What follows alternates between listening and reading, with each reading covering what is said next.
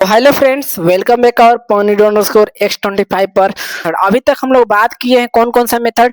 तो सबसे पहले गॉस एलिमिनेशन मेथड बात किए। इसके प्रीवियस वीडियो में हम लोग बात किए थे गॉस जॉर्डन मेथड। तो आज के इस वीडियो में हम लोग बात करने वाले हैं न्यूमेरिकल मेथड 2 के जो one of the most important topic है क्राउड मेथड के बारे में। ठीक है, तो बिना देरी के स्टार्ट करते हैं। अब देखिए, इस मेथड का नाम क्राउड मेथड भी है, या इसको हम लोग बोलते हैं क्राउड फैक्टराइजेशन मेथड या एलयू डिकम्पोजिशन मेथड। एलयू क्या होता है? Lower up triangular. ठीक है, तो इसको भी बोलते हैं या बहुत सारे नामों से जाना जाता है। अब देखिए, ये एक न्यूमेरिकल मेथड होता है जिसमें क्या करते हैं कि साइमल्टेनियस लीनियर इक्वेशन को सोल्व करने के लिए यूज किया जाता है इसको। ठीक है, क्राउड मेथड को। इसमें क्या होता है, कोफिशिएंट मैट्रिक्स ए को ट्रायंगुलर मैट्रिक्स में तोड़ देते हैं। ठीक है, अब ए इक्वल टू हम लोग क्या लिखते हैं इसमें?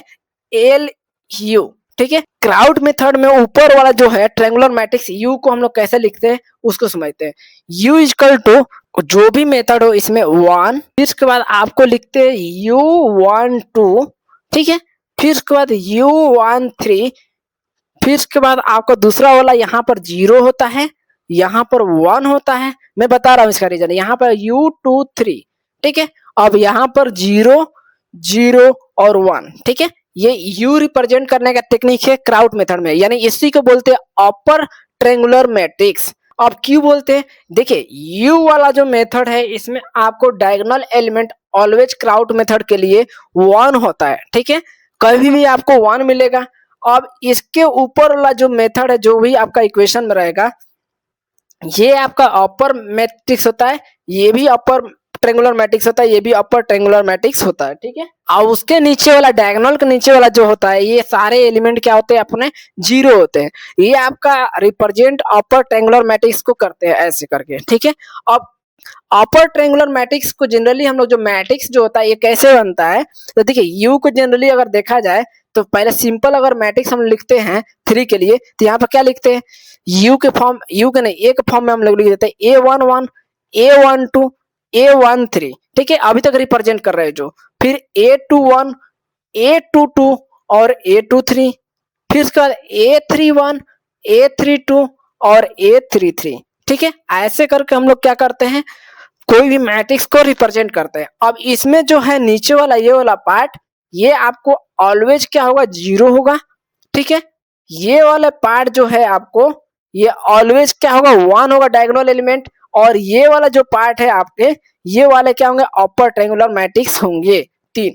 ठीक है, अब बात करते हैं लोअर ट्रायंगुलर मैट्रिक्स के बारे में, एल के बारे में। तो एल को जनरली कैसे एल के द्वारा डिनोट किया जाता है? तो इसी मैट्रिक्स को जो है, अब नीचे वाला पार्ट जितने होते हैं उसके द्वारा हम लोग लोअर ट्रायंगुलर मैट्रिक्स को रिप्रेजेंट करते हैं। ठीक है, यानी ये वाला पार्ट सभी आपके लोअर ट्रायंगुलर मैट्रिक्स होते हैं। ठीक है, तो अब इसको रिप्रेजेंट करने के लिए लोअर ट्रायंगुलर मैट्रिक्स को, तो एल वन वन। ठीक है, फिर उसके बाद आपको लिखना होगा यहाँ पर जीरो, ये अपर में जीरो। ठीक है, फिर उसके बाद L two one, L two to.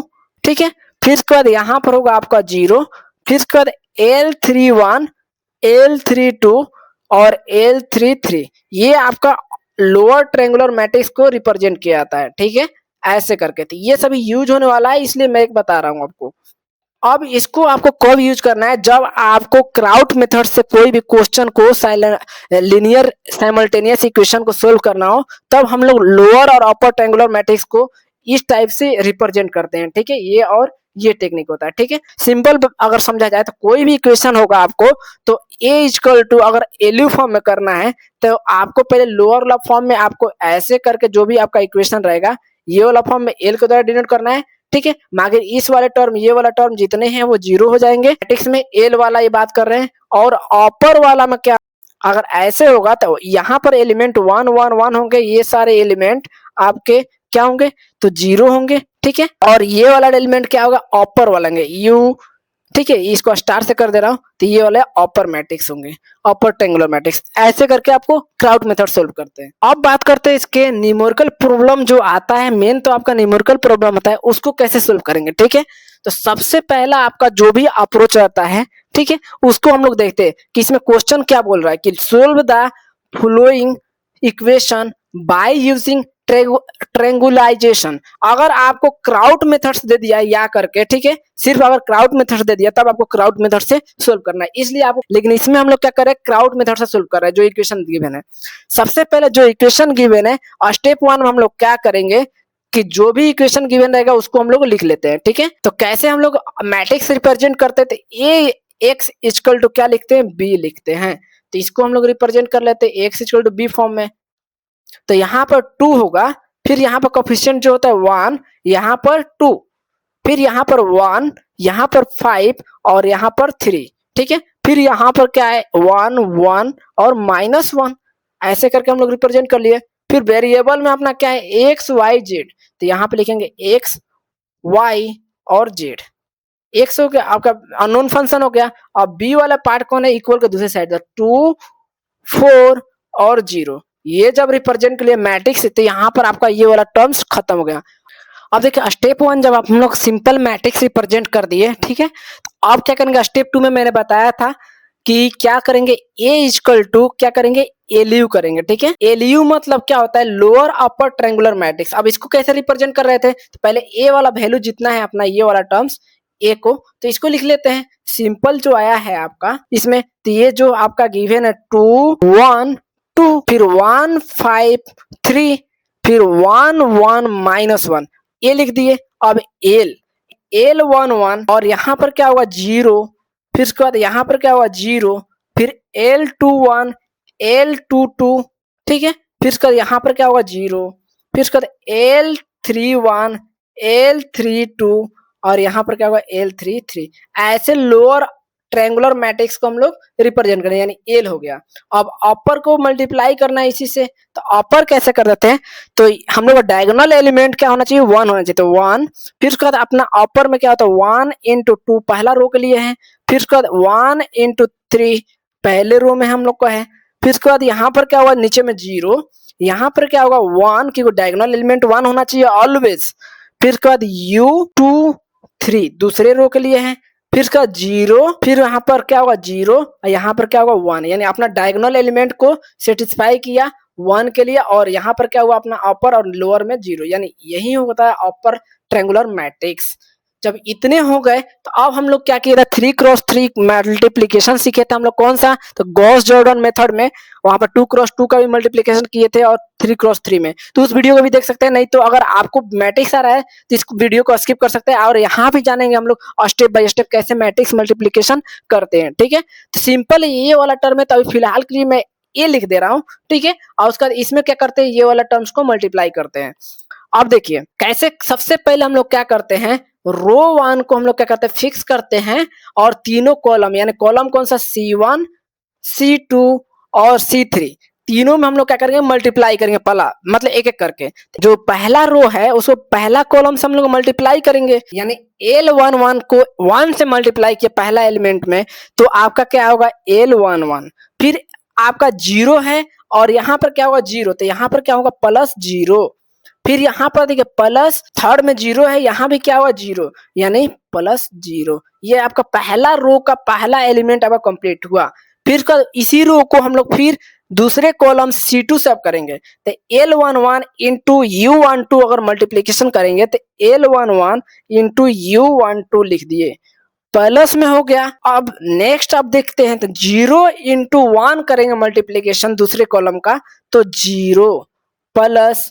अब देखिए नेक्स्ट आपका 0 × 0 करेंगे तो ये क्या होगा 0। अब नेक्स्ट आपका थर्ड, आपका इसी रो को थर्ड कॉलम से हम लोग मल्टीप्लाई करेंगे, तो यानी L11 को U13 से करेंगे, तो सबसे पहले L11 × U13 प्लस 0 को हम लोग U23 से मल्टीप्लाई करेंगे, तो यहाँ पर क्या होगा 0, फिर 0 को हम लोग 1 से मल्टीप्लाई करेंगे तो प्लस क्या होगा 0। ये आपका अभी के लिए पहला रो R1 कंप्लीट हुआ। फिर इसका दूसरा R2, ठीक है, यानी ये R1 था तो इसको मल्टीप्लाई किया, फिर R2 था तो इसको मल्टीप्लाई किया, ये R3 था तो अब बाद में करेंगे, तो R2 के लिए कर रहे हैं तो फिर इसको फिक्स कर देंगे। अब इसको मल्टीप्लाई किससे करेंगे, तो पहला कॉलम C1 से, तो यानी L21 × 1 किए तो L21 प्लस L22 × 0 तो 0 प्लस L0 × 0 तो 0 ये हो गया पहला। फिर दूसरा कॉलम से इससे करेंगे तो L21 इंटू U12 पहला एलिमेंट है, तो L21 इंटू U12 प्लस फिर उसका नेक्स्ट में आपका है L22 इंटू 1, तो L22 प्लस फिर 0 इंटू 0, तो यानी 0। ये सेकेंड आपका रो का सेकेंड कॉलम भी खत्म हो गया। फिर उसके बाद आपको देखिए इसी रो को थर्ड कॉलम C3 से मल्टीप्लीकेशन करेंगे तो L21 इंटू U13 यानी L21 इंटू U13। अब देखिए प्लस L22 इंटू U23, तो ये सेम रहेगा L22 इंटू U23, ठीक है। फिर नेक्स्ट 0 इंटू 1 यानी प्लस 0। ये अब नेक्स्ट रहेगा R3 को हम लोग फिक्स करेंगे, ठीक है, सेम कॉलम को। और हम लोग किससे करेंगे फिर C1 C2 C3 से करेंगे, ठीक है। तो R3 को फिक्स किए, सबसे पहला L31 को 1 से मल्टीप्लाई करेंगे तो क्या होगा L31 प्लस L32 को 0 से मल्टीप्लाई करेंगे तो क्या होगा 0 प्लस L33 को 0 से मल्टीप्लाई किए तो क्या होगा 0।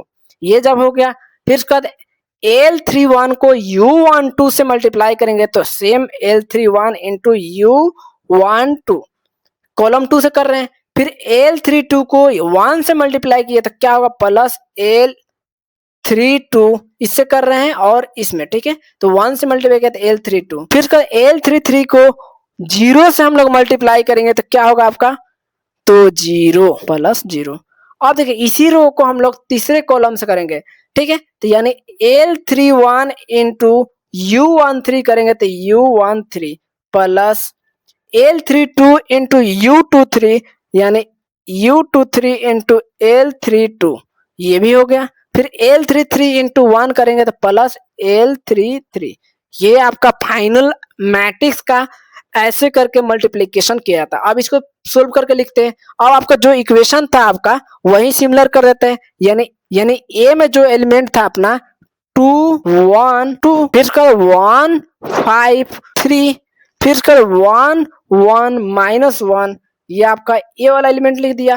फिर इसके बाद आपको जो एलयू का मल्टीप्लीकेशन किए हैं उसको हम लोग सोल्व करके लिखते हैं। सबसे पहले L11 में कोई भी नंबर 0 से ऐड कर दे L11, फिर उसके बाद L11 इंटू U12, इसको प्लस 0 वाला टर्म्स हट गए, L11 इंटू U13, ये भी टर्म्स हट गए। फिर नेक्स्ट में L21 इंटू 0 किया तो L21, फिर L21 इंटू U12, ठीक है, प्लस L22, ठीक है। फिर इसका 0 है तो 0 हट गया। फिर इसका लास्ट टर्म है L21 into U13 plus L22 into U33, ठीक है, आज 0 वाला टर्म्स आपका हट गया। फिर इसका आपको लास्ट है L31 प्लस 0 खत्म, फिर L31 into U12 plus L32, फिर इसका आपका थर्ड रो के लिए L31 into U13 plus U23 into L32 plus L33, ये आपका फाइनल हो गया। अब इसमें क्या करेंगे L11 L21 L31, ठीक है, U12 इस सभी का वैल्यू को निकालेंगे हम लोग इस इक्वेशन से कंपेयर करके, ठीक है। अब सबसे पहला एलिमेंट है रो का, इसमें पहला कौन सा है ये वाला, ठीक है। L11 का वैल्यू कैसे लिखेंगे हम लोग यहीं से कि L11 इक्वल टू 2, ये मिल गया आपका पहला। ऐसे करके आपको सेकेंड रो का सेकेंड एलिमेंट से कंपेयर करेंगे, यानी इसको हम लोग किससे करेंगे इससे, तो यानी L11 into U12 equal to क्या होगा 1, यानी L11 का वैल्यू कितना है 2, ये मल्टीप्लीकेशन में है, इंटू U12 का वैल्यू निकालना है तो 1, U12 का वैल्यू कितना मिलेगा 1/2। जब आपको U12 का भी वैल्यू मिल गया, ठीक है, अब हम लोग क्या करेंगे नेक्स्ट वाला अपना देखेंगे। तो अब हम लोग कौन सा है थर्ड, आपका फर्स्ट रो में थर्ड एलिमेंट 2 से कंपेयर करेंगे, यानी L11 into U13 equal to 2 आएगा। L11 का वैल्यू कितना है तो आपका 2 है, U13 का वैल्यू निकालना है, U13 का वैल्यू कितना हो जाएगा तो 2/2 यानी 1, ठीक है, ये भी मिल गया आपको। फिर नेक्स्ट आपको कंपैरिजन किससे करना है तो सेकेंड रो का, ठीक है, R2 से।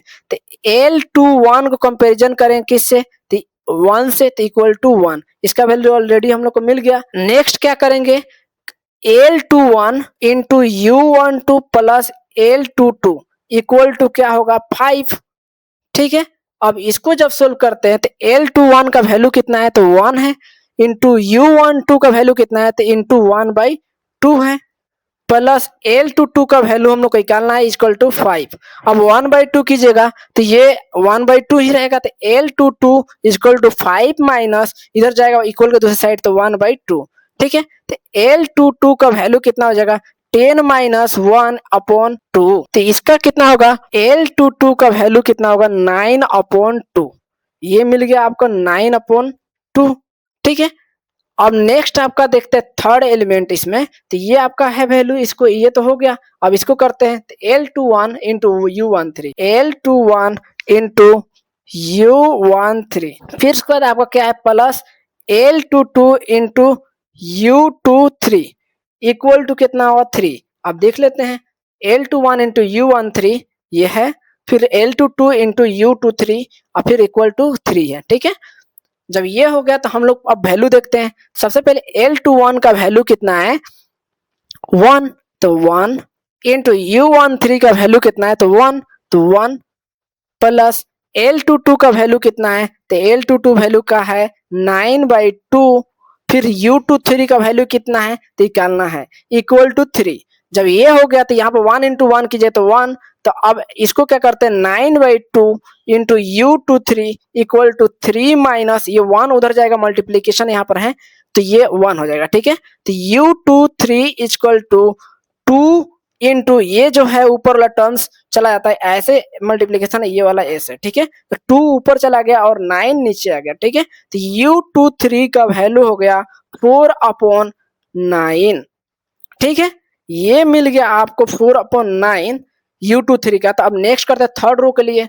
अब थर्ड रो में सबसे पहले ये वाला एलिमेंट करेंगे तो इसका वैल्यू है L31, तो L31 का वैल्यू 1, यानी L31 इक्वल टू 1 की इसका हम लोग इससे कंपैरिजन करते हैं, यानी L31 into U12, L31 into U12, फिर उसके बाद प्लस में क्या है L32 इक्वल टू क्या है 1।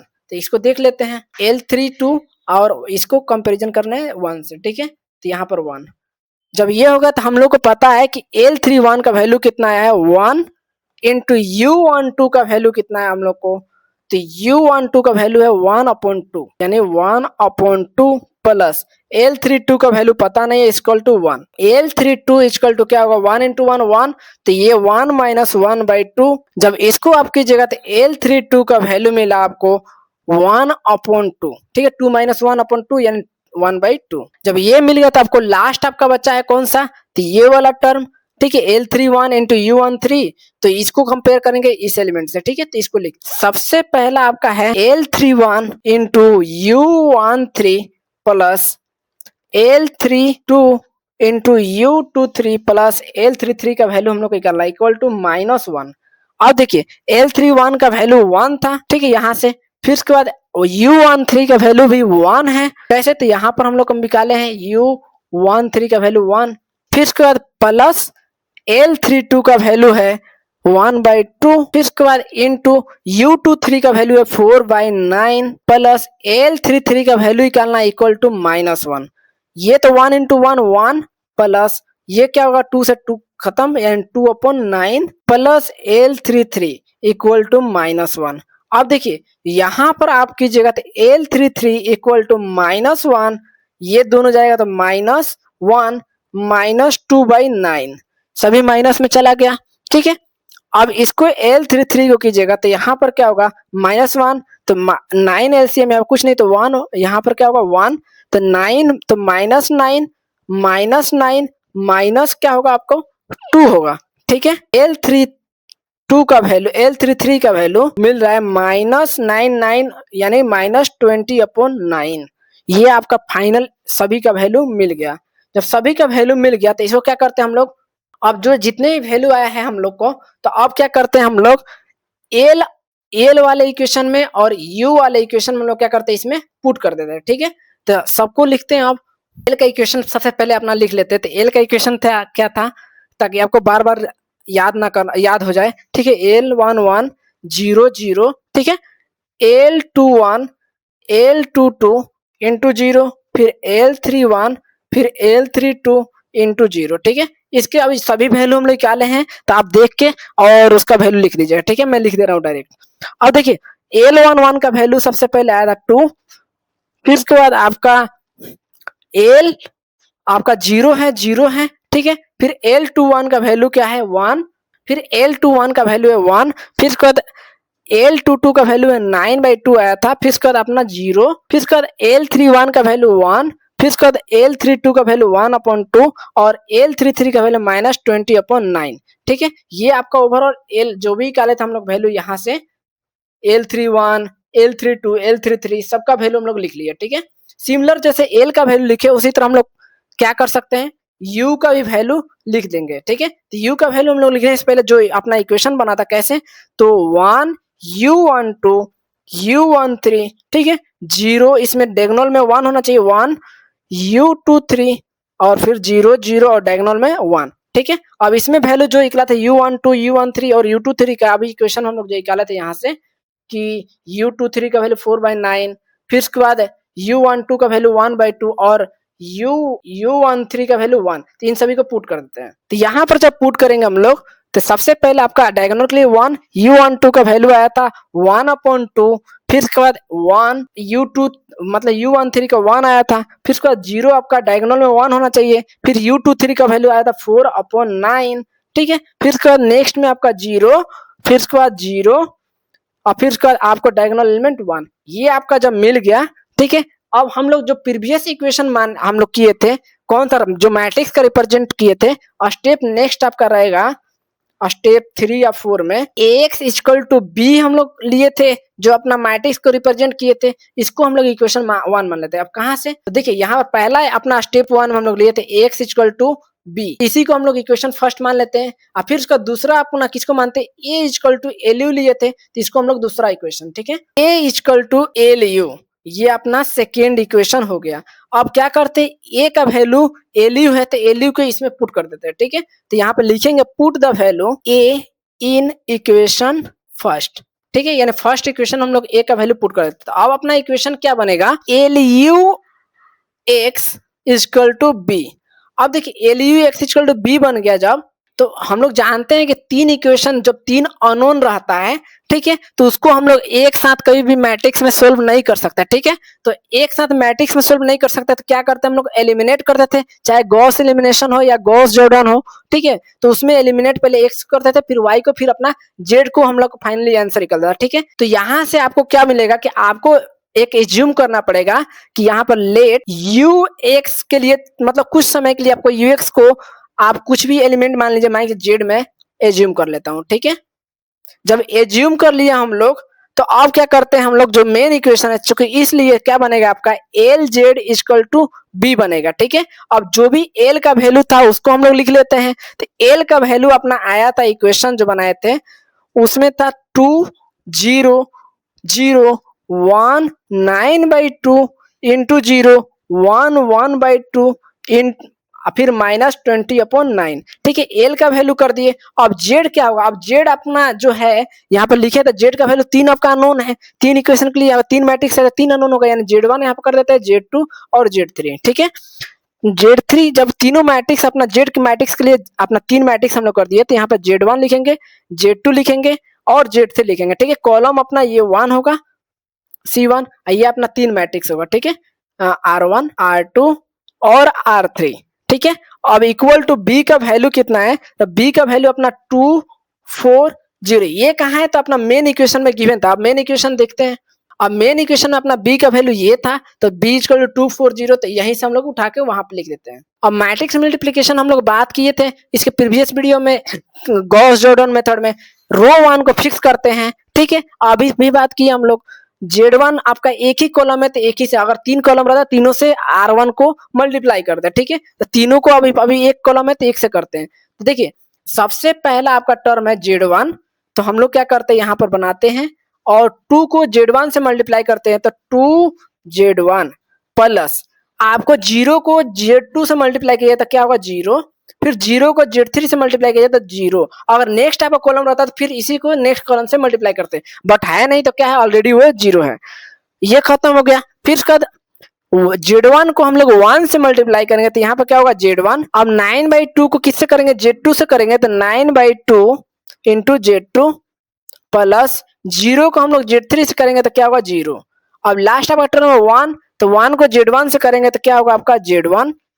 फिर 1 को आपका 1/2 को Z2 से करेंगे तो 1 बाई यहाँ पर प्लस 1/2 Z2, ठीक है, प्लस -29/9, ठीक है, -20/9 को करेंगे तो यहाँ पर -20/9 को मल्टीप्लाई किससे करेंगे Z3 से, ठीक है, ये आपका मिल गया। अब जब ये हो गया आपका मल्टीप्लीकेशन करने के बाद, आपका जो इक्वेशन बी में बचा था 2, 4 और 0 इसको सेम रहने देते, ठीक है। अब आपको सिंपल वे में आपको लिख लेते हैं। अब सिंपल कैसे लिखेंगे, 2Z1 प्लस 9/2 Z2, फिर उसके बाद Z1 प्लस 1/2 Z2, यहाँ पर क्या होगा -20/9 Z3, ठीक है। जब ये आपको मिल गया तो यहाँ पर आपको बी में क्या था ऑलरेडी 2, 4 और 0, ठीक है। यहाँ पर हम लोग सबसे मिनिमम अननोन संख्या कहाँ पे, तो यहाँ पे Z1 वाला है, तो यानी यहाँ पर चूंकि 2Z1 इक्वल टू किससे कंपेयर करें, पहला रो में 2 से, तो Z1 इक्वल टू 2/2 कितना होता है 1, यानी वैल्यू आपका क्या मिल गया 1 मिल गया। सिमिलर अब इसमें दूसरा अननोन, दो अननोन यहाँ पर है, Z1 का हम लोग को वैल्यू पता है तो इसको सोल्व करेंगे, तो Z1 plus 9/2 Z2 equal to यहाँ पर क्या है तो 4, तो 4 हम लोग करेंगे तो Z1 का वैल्यू हम लोग को ऑलरेडी 1 मिला है, plus 9/2 into Z2 equal to 4 हो गया। अब 4 को इधर 1 को इधर भेजते हैं तो 9/2 इंटू Z2 इक्वल टू 4 - 1। अब देखिए 9/2 इंटू Z2 इक्वल टू 3। अब देखिए यहाँ पर जब मल्टीप्लाई करते हैं तो 9/2 है, तो 2 वाला ऊपर जाता है और 3 वाला नीचे आता है डिनोमिनेटर में, तो यहाँ पर Z2 इक्वल टू क्या होगा 3 इंटू 2/9, ठीक है, उल्टा हो जाता है, तो Z2 इक्वल टू क्या हो जाएगा, यहाँ पर 3 से 3 कट गया, ठीक है, और यहाँ पर क्या बन जाएगा 3, तो 2/3, ये आपका Z2 का वैल्यू मिल गया। अब Z2 का आपका वैल्यू मिल गया तो अब सिमिलर अब तीसरा आपका 3 अननोन के लिए Z3 भी फाइंड करना पड़ेगा, तो Z3 के लिए आपको यहाँ पे लिखना पड़ेगा Z1 प्लस 1/2 Z2, ये भी पता है, और -20/9 Z3 इसको निकालना है इक्वल टू 0। अब Z1 का वैल्यू 1, 1/2 Z2 का वैल्यू कितना आया, Z2 अपना आ रहा है 2/3, यहाँ पर इनटू में क्या होगा 2/3। अब -20/9 को रन देते हैं Z3 को, Z3 इक्वल टू 0, ठीक है। अब देखिए यहाँ पर 2 से 2 कट गया और ये वाला टर्म क्या बचा 1 plus 1/3 -20/9 into Z3 equal to 0। अब देखिए ये माइनस है तो इधर बराबर दूसरी साइड में होगा तो प्लस हो जाएगा, यानी 20/9 into Z3 equal to 1 plus 1/3, ठीक है। अब इसको हम लोग क्या करते हैं 20/9 को सिमिलर रहने देते हैं इंटू Z3 को, इसको जब करेंगे 3 इंटू यहाँ पर कुछ नहीं तो 1 है, तो इसका एलसीएम जब बनाएंगे तो 3 + 1 यानी 4/3। अब हम लोग Z3 को क्या करते हैं यहीं पर रन देते हैं, और जब इसको भेजते हैं तो क्या होता है 9 ऊपर चला जाएगा, ऐसे चला जाएगा, और ये 20 नीचे, यानी 4/3 इंटू 9/20, ठीक है। अब यहाँ 4 5 जा 20 और 3 3 जा 9, यानी आपको Z3 का वैल्यू कितना मिला 3/5, ठीक है। तो ये आपका Z1 और Z2 और Z3 का वैल्यू मिल गया। अब क्या करते हैं कि जो आपने एज्यूम किया था इक्वेशन उसमें इस वैल्यू को क्या करते हैं पुट कर देते हैं, ठीक है। तो हम लोग माने थे क्या कि चूंकि एज्यूम किए थे कि x इक्वल टू क्या होना चाहिए z होना चाहिए, ठीक है। अब u का वैल्यू हम लोग को ऑलरेडी हम लोग को पता है, ठीक है, और z का वैल्यू हम लोग को वो ऑलरेडी पता है, x का वैल्यू निकालना है, ठीक है। तो हम लोग लिख लेते हैं u का वैल्यू क्या आया था 1, 1/2 और 1, ठीक है। फिर उसके बाद 0, 1 और 4/9, ठीक है, और 0, 0 और 1, ये आपका u का वैल्यू कहाँ से निकाले, तो हम लोग u का वैल्यू यहाँ पर निकाले थे, ठीक है। तो यहाँ से हम लोग u का वैल्यू ले लिए, एज्यूम किए थे हम लोग यहाँ पर कि let ux equal to z, तो यहाँ से हम लोग एज्यूम किया हुआ फंक्शन हम लोग निकाल लिया, क्योंकि हम लोग को अब z पता चल गया, ठीक है। यहाँ पर x हम लोग को u भी पता है, z भी पता है, तो x का वैल्यू हम लोग x y z का निकालना चाह रहे हैं तो यहाँ से निकल जाएगा, ठीक है, इसलिए यहाँ पर लिए। जब ये हो गया आपको तो अब क्या करते हैं हम लोग x मतलब क्या हुआ कि आपको तीन वेरिएबल जो मेन इक्वेशन आपका क्वेश्चन में दिया होता है, यहाँ पर x y और z था, तो यहाँ पे लिखेंगे x y और z, x y z हो गया। ठीक है, अब आपको Z1 Z2 Z3 का वैल्यू आपको पता चल गया है, तो Z1 का वैल्यू कितना है 1, Z2 का वैल्यू कितना है 2/3 और Z3 का वैल्यू कितना है 3/5। ये लिख दिए हम लोग। क्या करते हैं हम लोग कि फिर वही मैट्रिक मल्टीप्लिकेशन हम लोग करेंगे। ठीक है, वन पहला रो को एक ही कॉलम है ये, तो ये इजिली हो जाएगा C1 से। अब हम लोग पहले x से करेंगे, तो यहाँ पे लिख लेते हैं मैट्रिक्स मल्टीप्लिकेशन के लिए हम लोग 1 इंटू एक्स करेंगे तो क्या होगा x, 1/2 इंटू वाई करेंगे तो प्लस 1/2 इंटू वाई, फिर 1 को z से मल्टीप्लाई करेंगे तो क्या होगा प्लस z। ये मिल गया, ये वो z नहीं आपका मेन इक्वेशन का z है। ठीक है, फिर इसका 0 से मल्टीप्लाई करेंगे x में दूसरे रो को, अब इसको पकड़ लेते हैं हम लोग, ये 0 इंटू एक्स करेंगे तो 0 plus 0 into y, 1 into y करेंगे तो y, 4/9 इंटू जेड करेंगे तो क्या होगा प्लस 4/9 इंटू जेड। ठीक है, फिर उसके बाद नेक्स्ट आपका ये वाला टर्म्स को पकड़ेंगे हम लोग, थर्ड वाले रो, यानी R1 था, ये R2 था, ये R3 था, तो R3 को, तो यानी 0 इंटू एक्स यानी 0 प्लस 0 इंटू वाई यानी 0 plus 1 into z equal to z. अब ये जब हो गया आपको मल्टीप्लीकेशन, तो आपको जो वैल्यू आपको पता है 1 2/3 इंटू 3/5, इससे हम लोग क्या करते हैं कंपैरिजन करेंगे। ठीक है, अब यहाँ से तो आपको सिंपल लग रहा है, तो यहाँ पे एक स्टेप और बढ़ा देते हैं, x plus 1/2 into y plus z, फिर यहाँ पर y प्लस 4/9 इंटू जेड। ठीक है, अब नेक्स्ट आपका आ रहा है कि z, ठीक है, सिर्फ एक ही, तो सबसे अननोन की संख्या का इसमें कम है तो थर्ड रो में कमिंग है। ठीक है, तो 1 2/3 इंटू 3/5, यानी यहाँ से आपको सीधे जो नॉन मतलब अननोन संख्या Z1 है, तो यहाँ पर चूंकि Z इक्वल टू आपको डायरेक्ट वैल्यू मिल गया 3/5, Z का वैल्यू जब आपको 3/5 मिल गया, तो यहाँ से आपको दूसरा अननोन वाला संख्या क्या है ये वाला, तो y प्लस 4/9 इंटू जेड करते हैं, तो यहाँ पर आपको मिलेगा 2/3। ठीक है, ये जब आपको मिल गया, तो अब देखो y का वैल्यू हम लोग को निकालना है। ठीक है, और 4/9 है, तो इसको हम लोग क्या करते हैं कि इक्वल टू कर देते हैं 2/3 इंटू माइनस में होगा कितना, तो 4/9 इंटू जेड का वैल्यू कितना आया है तो 3/5। ठीक है, तो 3/5 ये लिख दिया हम लोग। अब देखो 3 से 3 आपका कट जाएगा, तो ये हो गया। अब देखिए 15 है यहाँ पर 3 है, 15 3 का अगर एलसीएम निकाले तो 15 ही होगा। ठीक है, और यहाँ पर देखिए 3 को 5 से, तो 5 2 10 माइनस यहाँ पर क्या होगा 4। ठीक है, जब इसको हम लोग करेंगे y के लिए कैलकुलेट, तो y इक्वल टू 6/15 होगा। 6/15 मीन्स क्या होगा कि आपको 2 3 जा 6 और 5 3 जा 15, यानी y का आपका फाइनल वैल्यू क्या मिला 2/5, ये मिल गया आपको y का वैल्यू। ठीक है, अब देखिए नेक्स्ट आपका z का, तो z के लिए क्या करेंगे हम लोग, तीन इक्वेशन आपको दो पता है y और z, और x का वैल्यू पता करना है, तो x प्लस 1/2 इंटू जेड का वैल्यू कितना है, मतलब y का वैल्यू कितना है, तो y का 2/5, तो 2/5 प्लस z का z है, तो z का वैल्यू कितना है 3/5 इक्वल टू आपका कितना है, तो यहाँ पर है 1, तो यहाँ पर क्या लिखेंगे 1।